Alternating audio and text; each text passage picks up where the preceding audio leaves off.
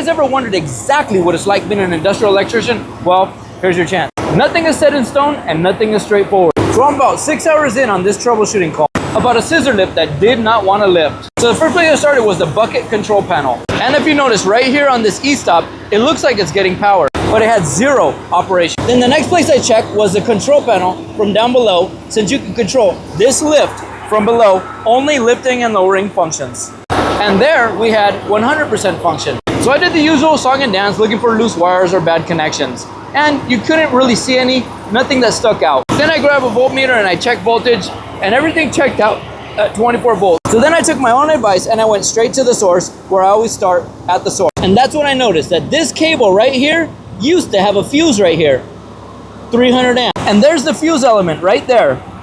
But you couldn't see it because it was all sealed in this shrink tubing. And the plastic housing was over the outlet. But the fuse was purely corroded due to overfilling these batteries.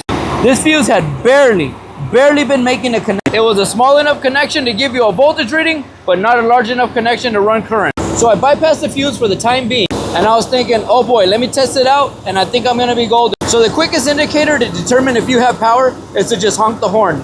And we're honking the horn, and we got nothing, boys. Function, nothing. And that's when you know things are about to get heavy. And that's when I noticed that whenever I push this wire on this normally closed contact block, I get a horn function. So that tells me right away that this contact block internally on the terminals is corroded, because this thing gets left out sometimes. So we had 2 issues here running simultaneously. We had a bad contact block and a fuse that had been corroded out. But during this troubleshooting process, I got 2 other calls that I had to run back and forth from. Sometimes you're gonna carry the whole weight on your shoulders, but you just work through it and you don't give up. So until the next one, boys, stay safe out there.